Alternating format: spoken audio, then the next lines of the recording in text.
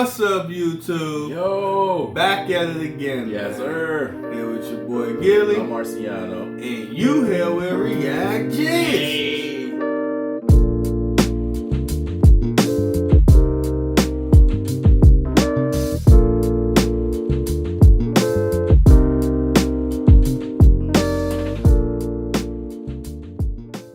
Here to bring you some Dreams Reactions. Yes, sir. And today, we got another Sunny V2 video for y'all today.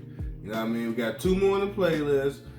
They real fun, man. It gives you a little insight on people. It's decent. But if you sat through all that, go ahead and hit that like and subscribe. Yes, sir. Go ahead and hit that like and subscribe, and we really appreciate it. We ain't gonna hold y'all up no longer. The Sunny V2 video we got for y'all today is child celebrities who had terrible lives now.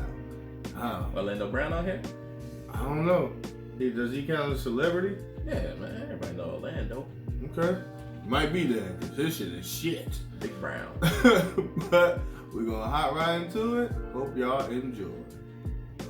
This video will cover 6 child stars who had a terrible life after fame, and we're going to begin by talking about Jake Lloyd, who played Anakin Skywalker in Star Wars The Phantom Menace. Jake was chosen to play Anakin from 3,000 potential candidates and would perform so well in the billion-dollar movie that he won the best performance in a feature film for an actor under the age of 10. While this might have implied that Jake had a promising film career ahead of him, he'd appear in only one more movie after Star Wars before announcing his acting retirement at the age of 12, explaining that he was bullied heavily as a result of the role. My entire school life was really a living hell, and I had to do up to 60 interviews a day. Other children were really mean to me. They would make the sound of the lightsaber every time they saw me, with this kind of harassment even continuing into Jake's high school and college experience. You know how they can be in high school. They're so charming and intelligent. College has been similar. They wouldn't let it go. In other interviews, Jake had been warned about the common path taken by child celebrities.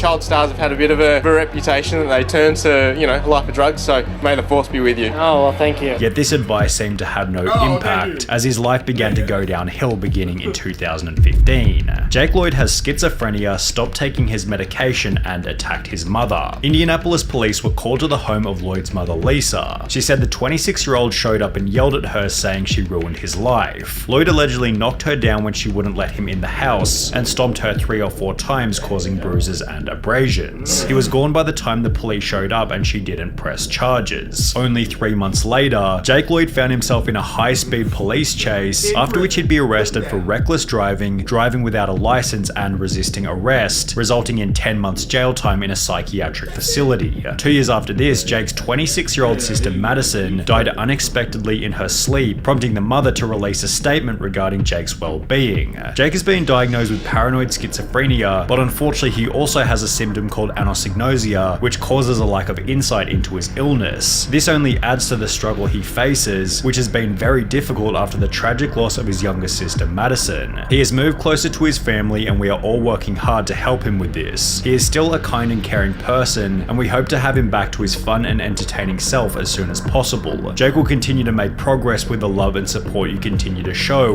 which is promising when compared to the life of Edward Furlong. After playing John Connor in the Terminator 2, Furlong began to mess with drugs, stating, "Hollywood effed me up, man. Lots of money and lots of free coke will turn anybody into a cokehead," with this addiction resulting in his first arrest for driving under the influence without a license. Furlong attended rehab as a result of the incident and was able to stay sober for a number of years. However, by 2009, at the age of 32, he was back in the news for punching his girlfriend whilst on drugs. 3 years later, Furlong was arrested again, this time for domestic abuse against his new girlfriend, resulting in a further 6 months in prison, where he'd pick up a meth addiction, although this story actually has somewhat of a happy ending. In July 2022, Furlong announced that he had gotten his teeth fixed, was taking better care of himself, and had been sober for over 4 years. I'm much happier now, man. I mean, it feels so good to at least be doing the best you can. Although this kind of happy ending has been unavailable to Drake Bell, whose life has only gotten worse every single year since he starred in Drake and Josh. In 2014, approximately 7 years after the show came to an end, Drake Bell announced that he was filing for bankruptcy, causing a foreclosure on his $2 million mansion. 1 year later, in 2015, he'd be jailed for 4 days as a result of driving under the influence. However, the real drama didn't begin until mid-2020, when his ex-girlfriend would upload a video on TikTok, making some pretty severe accusations. Imagine the worst type of verbal abuse you could ever imagine, and that was what I got. It then turned into physical, hitting, throwing, everything. At the pinnacle of it, he dragged me down the stairs of our house in Los Feliz. My face hit every step on the way down. Drake Bell would defend himself by stating, "I never abused my ex-girlfriend or did so many of the other things Melissa falsely claimed on her TikTok video. Unfortunately, we both called each other terrible names, as often happens when couples are breaking up, but that is it." Although this response most certainly didn't put an end to the drama, as there was even bigger trouble just around the corner. An article titled "Drake Bell's Alleged Victim Accuses Him of Grooming" explained that he was embroiled in a legal battle for engaging in a relationship with a 15-year-old girl back in 2017. Things became even worse when footage of the trial was uploaded to YouTube. How do you plead to count 2? Disseminating matter harmful to juveniles, first-degree misdemeanor. Guilty. Let the record reflect defendant has pled guilty. The court accepts that plea. And while he would plead guilty to child endangerment, Drake Bell would then take to his Instagram to insinuate that he hadn't done anything wrong. Don't believe the media. If these claims were remotely true, my situation would be very different. I would not be here at home with my wife and my son. Despite finishing by stating that he was at home with his wife, this relationship would last only 1 more year, as in January 2023, on top of everything that had already happened, Drake Bell announced that he was also getting a divorce. Considering he's acted in only 2 productions since 2020, it's safe to say that Drake Bell's reputation is pretty much finished, although he's not the only Nickelodeon actor with a spot in this video, as the life of Amanda Bynes has descended into an even worse version of hell. One of the most famous faces throughout the 2000s, Amanda Bynes would announce her retirement from acting in 2010, stating that being an actress isn't as fun as it may seem. If I don't love something anymore, I stop doing it. I don't love acting anymore, so I've stopped doing it. I know 24 is a young age to retire, but you heard it here first. She'd go on to state that the retirement was because I literally couldn't stand my appearance in Easy A and I didn't like my performance. I was absolutely convinced that I needed to stop acting after seeing it. However, this is where things began to go downhill rapidly. In 2012, 2 years after retiring, she was charged with driving under the influence and hit and run on 2 separate occasions. 2 years after this, she'd be charged with driving under the influence again, with her court appearance displaying a significant physical decline from just 2 years prior. In the process, Amanda would take to Twitter to call Michelle and Barack Obama ugly, before stating that she and her parents were no longer speaking, which accompanied some absolutely wild accusations about her father, including the statement that he had put a microchip in her brain. After she'd also set fire to a driveway, Amanda was put in a mental hospital, after which her parents were given legal ownership over her $5 million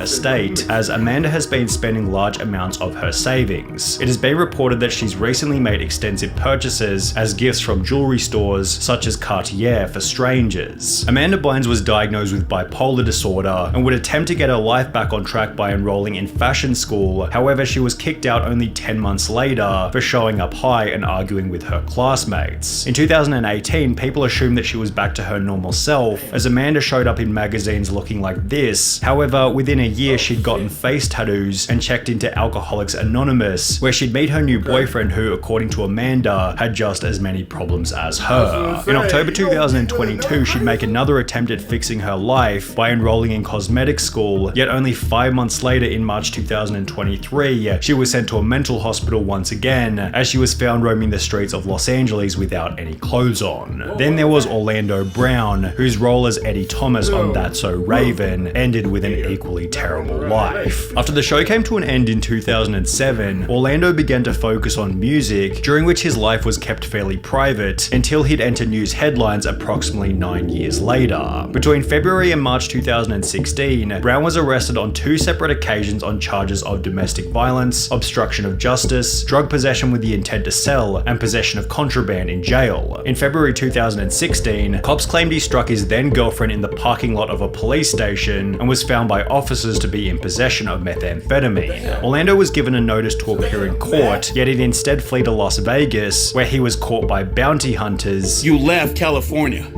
It's a felony when you flee. I didn't flee. What are you doing here then, brother? You got a warrant for your arrest. After which things only became worse. A video was released of Orlando being kicked out of a friend's house after lasting only a week in rehab, which was followed by his appearance on the Dr. Phil show, during which he'd state that he'd been sober for 4 years, despite clearly being under the influence on the show. I'm 4 years sober for a reason. I just now got out of rehab. I just now got out of ER. I'm not doing no more time away from my kids other than I need to. As a result of this episode, Orlando would return to rehab and get clean before discussing his experience on the No Jumper podcast. I had a 2-year binge of something that I should have never, ever indulged in. Meth? Yes, those situations, man, they will never happen again based off of the fact that where I'm trying to go. And while he'd end his statement by stating that those situations will never happen again, Orlando was back in the news approximately 7 months later in December 2022 after threatening a family member with a hammer. He's currently undertaking a psychiatric assessment to see if he's eligible for pleading insanity. Yet the most tragic story of child fame without a doubt comes from Judy Garland, who played Dorothy Gale in The Wizard of Oz at the age of 16. Whilst filming the movie, she was prescribed amphetamines to keep up with the production's grueling schedule, as well as barbiturates to help her sleep when the day was finally over. The studio also required Judy to stay incredibly thin, feeding her nothing but soup and lettuce leaves whilst on set, which she'd explained led to a poor self-image. By the time The Wizard of Oz was finished, she was being prescribed amphetamines from 4 different doctors to keep her weight down and her mood up, although this lifestyle began to catch up to her. Drugs, getting up late, coming in late to work, and it turned into a nightmare for everybody concerned. She'd be fired from 3 different movies for intoxication and was constantly in the news for being completely broke. Her kids stated that the family couldn't even afford food at times, which accompanied angry slurred messages about being paid for work.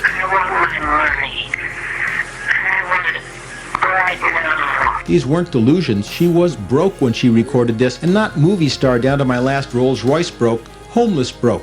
No money to buy food broke. By the time Judy Garland was in her 40s, she looked about 15 years older, had been divorced 5 different times, and was performing in a New York bar for $100 per night. While Judy Garland maintained that she had never done anything wrong in her entire life, the only mistake I ever did, the only harm I ever did was sing Over the Rainbow. She would die of an overdose at the age of 47 on the exact same drug that she was prescribed during The Wizard of Oz, with her estate being worth a measly $40,000.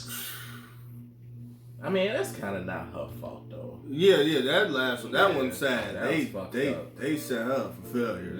They was like, because The Wizard of Oz became one of the biggest movies ever. Yeah. So they set her up for the okie doke. Damn, that's fucked up. Amanda Bynes was a pretty bad crackhead. Oh yeah. That last picture was like, damn, she still kind of hurt. Yeah, got kind of right. I hit that. Yeah. That's not the worst crackhead we ever seen. You know what I mean? You can obviously do worse. That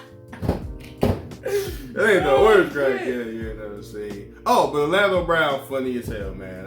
He need to get off the stuff and focus back on his career. Because I feel like if he focuses on his career, he can actually be a good actor. He really can. He really can. Because he be acting his ass off. He do. He be acting his ass off, y'all. But that methamphetamine is a mother. Yeah, but when the drugs get hold of you, appreciate y'all sitting through this, man. Hopefully you had a good time. And if you did, go ahead and hit that like and subscribe. Yes, sir. Go ahead and hit that like and subscribe. And we really appreciate it.